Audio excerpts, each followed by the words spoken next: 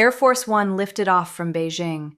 And somewhere inside that plane, Donald Trump was either carrying one of the most consequential diplomatic packages in decades or the most carefully managed illusion of one. Because here's what we know right now. Two of the most powerful leaders on the planet sat across from each other this week. They shook hands for the cameras. They talked trade. They talked Iran. And then, according to reporting, Xi Jinping leaned in and warned Trump directly. Taiwan could trigger clashes, and even conflicts. That word, conflicts, between America and China. And Trump walked out calling it a fantastic meeting. So which is it? A breakthrough or a warning dressed up in diplomatic language? Stay with us because this story has layers most outlets aren't connecting. Here's what actually happened and why the timing matters so much. Air Force One departed Beijing after President Trump wrapped up his visit to China, where he met face-to-face with President Xi Jinping. The visit came at an extraordinarily charged moment.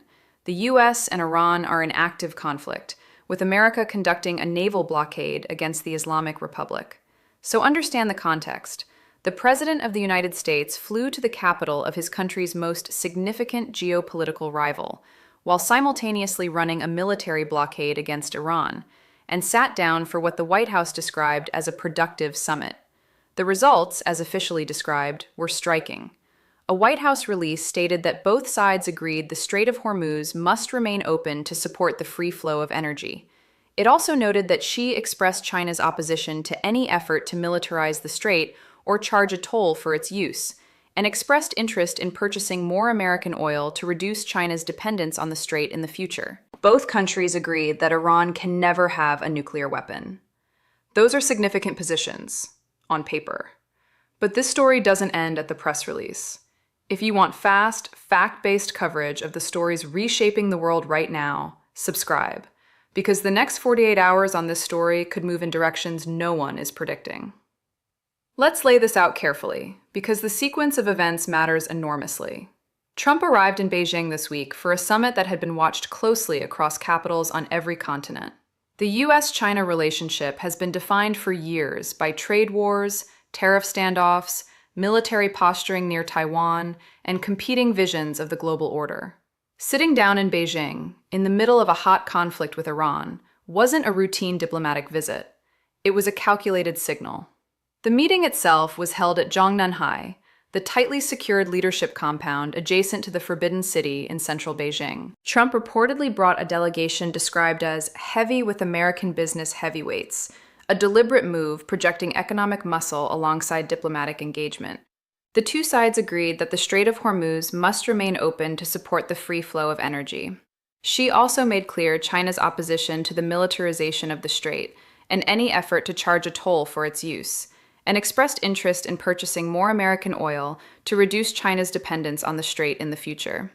That last point is significant.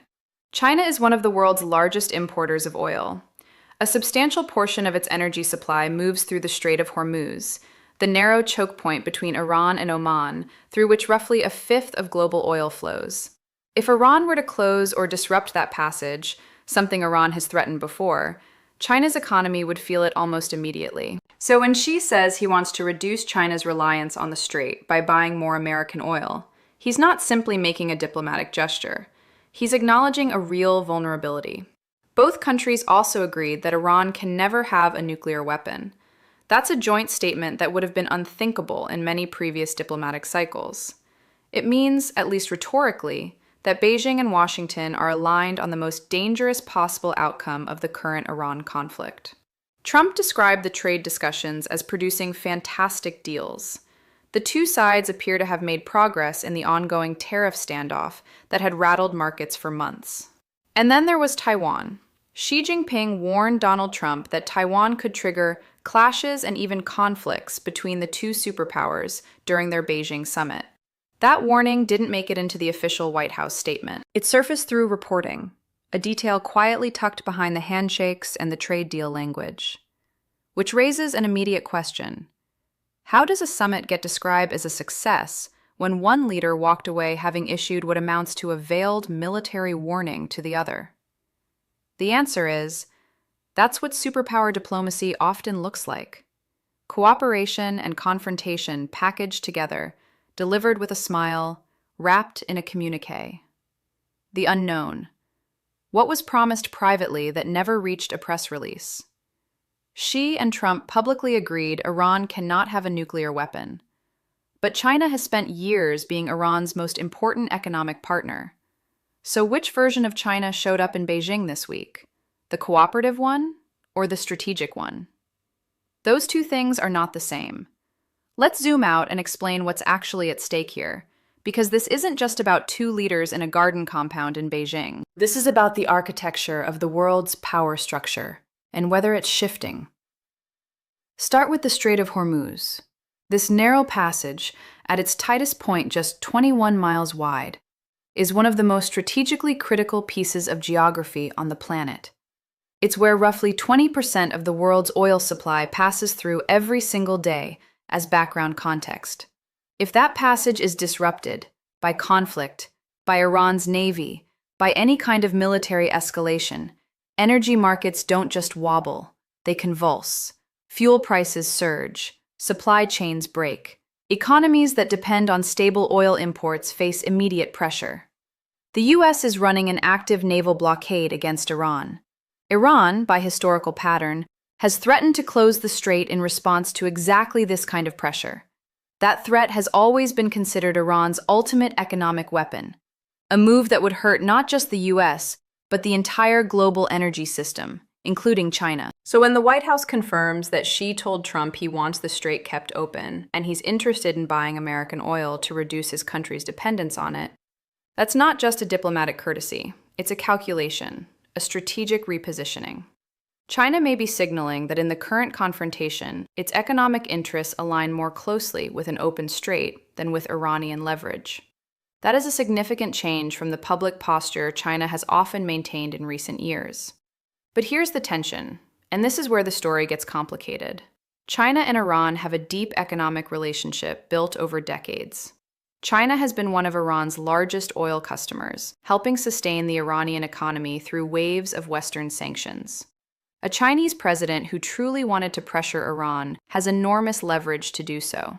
A Chinese president who simply wanted to appear cooperative with Washington while maintaining that economic relationship behind closed doors would say almost exactly what Xi said in Beijing this week. Do you think Beijing's commitments here are genuine, or are they strategic positioning? Drop your answer in the comments, because that question is going to define how this story develops over the next several weeks. Xi's warning that Taiwan could trigger clashes and even conflicts adds another critical dimension. Because if Trump is relying on Chinese cooperation over Iran, and if China is using that cooperation as leverage over Taiwan, then the two issues are linked. America's ability to maintain pressure on Iran may quietly depend on how Washington handles its Taiwan commitments. That's a linkage that never appeared in any official statement, but it may be the most important subtext of this entire summit. The ending of this visit left markets unsettled, analysts divided, and intelligence services in multiple countries now poring over every word of the official readout, looking for what isn't there.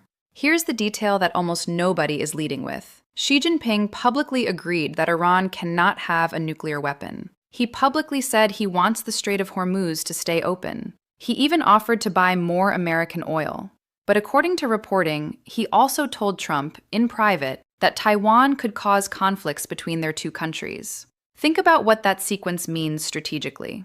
China gives Trump exactly what he needs on Iran, and simultaneously, China reminds Trump of the price tag, Taiwan. Don't move on Taiwan while we're cooperating with you on everything else. That's not diplomacy, that's leverage. And it may be the most consequential thing that happened in that room. For most people watching this summit on their phones from thousands of miles away, the names and places feel abstract. Beijing, Zhongnanhai, the Strait of Hormuz, the JCPOA. These words live in news alerts, not in everyday life. But the decisions made inside that compound this week will reach into ordinary life in ways that most people don't see coming. Consider what the Strait of Hormuz actually means in practice. Every day, oil tankers, massive vessels carrying millions of barrels, move through that narrow strip of water. From there, that oil fans out across the world. It ends up refined into gasoline, jet fuel, heating oil. It ends up in plastic containers, in fertilizers, in the supply chains that determine whether shelves stay stocked and how much things cost at checkout. If the strait is disrupted, and this is not a hypothetical, it's a scenario military planners in multiple countries actively wargame, the price of oil would spike fast. In the United States, that means fuel costs go up. Transportation costs go up. Prices across the economy feel the pressure. In countries more dependent on imported energy, the effects can be far more severe. There are also tens of thousands of sailors, logisticians, and naval personnel currently operating in the Persian Gulf region. They are living inside this story in a way that the rest of us are not.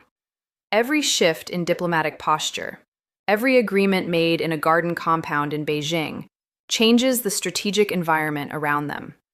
In China, the public has been fed a narrative for years about American power declining. Trump, by his own account, addressed that directly. Reporting from the summit indicates Trump responded to Xi's reported comments about America's decline, addressing what has been called the Thucydides trap, the historical pattern of conflict between rising and established powers. That concept, named after the ancient Greek historian, describes the dangerous friction that emerges when one dominant power feels challenged by an ascending rival. China and the United States have been navigating that friction for years. Ordinary Chinese citizens, for their part, are living through a period where their government is simultaneously managing a relationship with the world's most powerful military, while also sustaining an economic partnership with a country, Iran, that military is actively blockading. That contradiction doesn't appear in state media, but it shapes the world they live in. And in Iran, where the population has long faced the effects of sanctions, economic pressure, and international isolation, the knowledge that both Washington and Beijing now publicly agree their country cannot have a nuclear weapon is not an abstract policy position. It's a ceiling, a limit placed on their government's ambitions by two superpowers who rarely agree on anything. For Iranians who have watched their currency collapse under sanctions pressure and their leadership respond with defiance, the question of what comes next is immediate and personal. Not geopolitical, personal.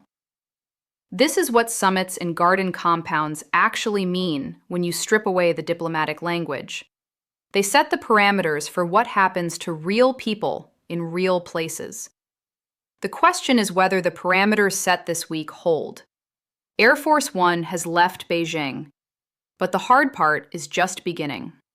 China has made public commitments on Iran, on the Strait, on nuclear weapons. Those commitments now have to be followed by actions. And China's record of translating diplomatic statements into concrete changes in behavior is, to put it diplomatically, mixed. Iran is still running, the blockade is ongoing. If Tehran calculates that Beijing won't actually enforce its commitments, that China will keep buying Iranian oil, keep providing economic oxygen to the regime, then the diplomatic gains announced in Beijing this week are worth considerably less than the press releases suggest.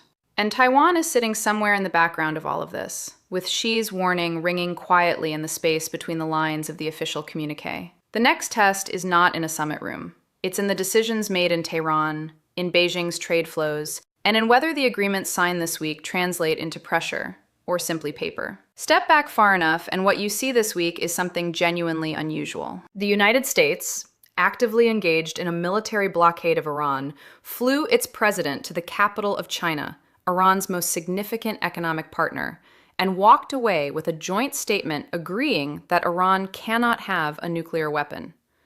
That is not a normal diplomatic sequence. It suggests one of two things. Either the Trump administration successfully leveraged the China visit to extract real, meaningful commitments that will reshape the Iran standoff, or Beijing made exactly the right statements to preserve its image as a responsible global power while protecting the strategic relationships it has spent decades building. Both interpretations can't be fully right, and both can't be fully wrong either. Here's the historical context that matters. The Strait of Hormuz has been threatened before, most significantly in 2019, when Iran seized oil tankers and attacked shipping in the Gulf in response to U.S. maximum pressure sanctions. Markets spiked, navies mobilized, then it passed. But this current moment is different in scale. The U.S. is not just sanctioning Iran, it is conducting an active naval blockade. The escalation ladder is higher. The stakes for miscalculation are more severe. China knows this, which is why what Xi said in Beijing this week, and what Trump heard, matters well beyond the official language. The Thucydides trap concept mentioned in connection with this summit is not academic. 14 out of 16 cases in recorded history where a rising power challenged an established one ended in war. That's the historical record. The exceptions, where the two powers found a way to manage the transition peacefully, required sustained, disciplined diplomatic engagement at exactly the kind of moments this summit represents. Whether this week's meeting was that kind of moment, genuinely managed, genuinely cooperative, or whether it was a temporary convergence of interests masking deeper incompatibilities, will be answered not in summits, but in behavior. In oil purchases, in weapons transfers, in how Beijing responds if the Iran conflict escalates further, in what happens around Taiwan. What intelligence agencies in Washington, London, Tel Aviv, and Tokyo will now be doing is watching China's actual moves, not its statements, tracking Iranian oil shipments, monitoring Chinese banking activity, listening for the gap between what was said in that garden compound and what happens in the weeks that follow. The summit is over. The test has just started. This story is moving faster than the headlines can keep up with. The Iran blockade is ongoing. The Taiwan warning from Xi is out there now, sitting in the space between official statements. The trade deals need to be written into actual policy. And China's choices in the coming weeks will tell us far more about what really happened in Beijing than any press release ever will. What's your read on this? Did Trump come out of Beijing with something real, or did Xi walk him through a carefully scripted performance? That debate matters, so put your take in the comments below. And subscribe, because when the next development breaks on this, you'll want the analysis ready before the spin machine catches up.